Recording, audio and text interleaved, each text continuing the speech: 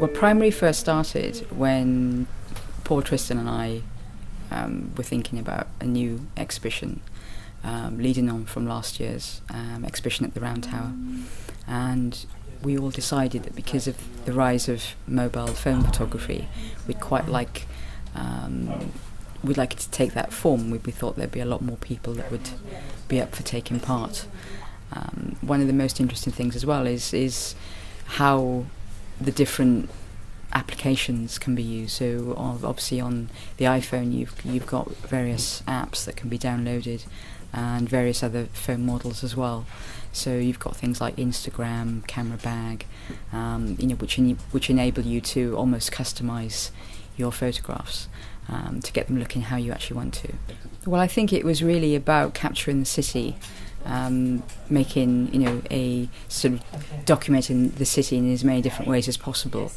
And Tristan thought it would be really good to have a theme, and we all decided on the primary colours, but also the actual colours used down the dockyard for the signals.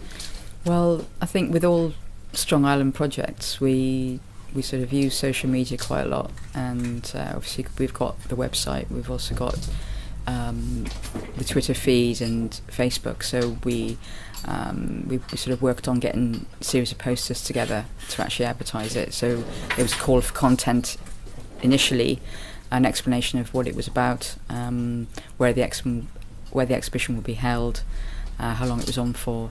We also then contacted the local media, and we've got a 2-page double spread in the news. We were interviewed on BBC Radio, again all about sort of call for content, so that really helped. And I think it's important to sort of use that as much as possible. I quit my job 3 or 4 years ago, maybe longer than that now, to turn what was a hobby into a career of photography. It coincided with with a young family, and I found that going out and shooting at night was really the only time that I could go out. So I got into shooting long exposures and trying to sort of beat the camera, be creative with stuff. I do a lot of star trails, so setting the camera up on a tripod and waiting for the Earth's rotation to cause motion of the stars through the sky. It meant that you were in full control of how the exposure turned out. Sometimes dealing for many minutes, and it meant that you could create the result you were looking for straight out of camera without needing to sit in front of a computer and work away in Photoshop. Following the Strong Island blog is a really great way to keep in touch with what's going on culturally in and around Portsmouth. There's great information and bios on other photographers and other creative practitioners, and there's also some really good event information for gigs and what have you. But the thing that really struck me was the sort of promotion of this competition called Primary, and it really got my interest, because not only was it all about phonography, but there was a theme to it. So mobile phone photography is kind of similar, but kind of very different at the same time. The similar aspects are that you can see exactly what you're going to get. So if you want to control the result, then you end up sort of manipulating what you can see on screen, in a preview. So you touch the screen to get to adjust the exposure and to adjust the focus, and what you see on the screen is what you're going to get. So to that extent, the ethos is quite similar. I think the big differences between mobile phone photography and SLR photography, for me at least, is the kind of instant sharing aspect of it. As soon as you've got that picture, you can share it, and you can share it with the network that matters to you. For me, that's the fundamental difference. Is it's so instant, but that doesn't mean that it is any more disposable. There's also this really kind of popular occupation at the moment to filter stuff to death, and I have indulged with that a little bit. So sometimes I take pictures with filters in mind on the phone, and sometimes I take the picture first and try and see what sort of preset effects I can get afterwards. The exhibition was actually presented in a very unusual format in regards to the fact, because we had so many entries, we really wanted to try and sort of showcase that as best possible. So Tristan, in regards to the exhibition, wanted a different type of format, different type of sort of layout. So what he did was he actually split them up by hand and sort of colour coordinated them. So we had kind of red, blue and yellow sort of split off, and he tried to kind of link as well the different photographs, and I think it's turned out quite differently and quite amazingly, because we've actually got those different colours. So really the sort of primary is the focus here, as well as the actual city views, and yeah, it's very impressive. It was sort of wallpapered onto the walls, which without the help of James and Bill, I think Paul and I would have been screaming a lot louder than we were originally, but it sort of worked out in the end.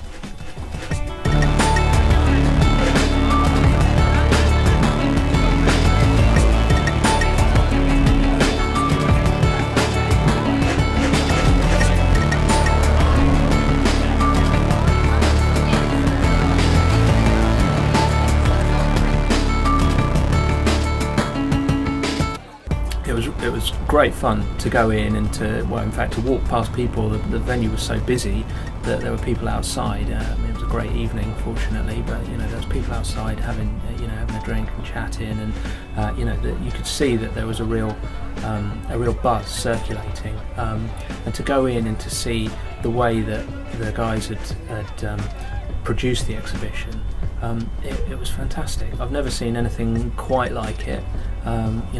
Images printed in a uniform standard and then hung as wallpaper around the walls of a creative venue. It's fantastic.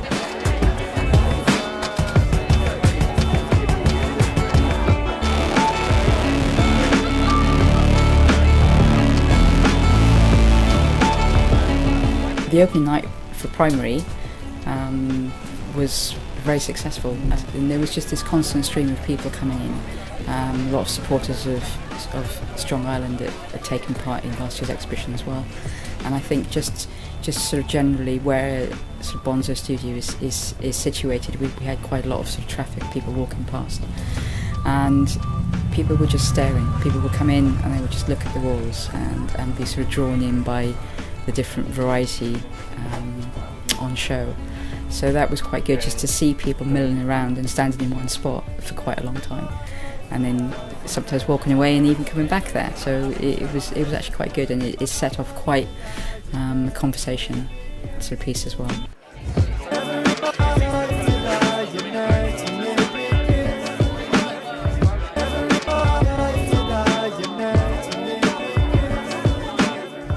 The appearance of these banks of images, there was something about the whole exhibition, almost regardless of what the content and the subject matter was. There was something about the whole exhibition that made the presentation much bigger than the sum of the parts.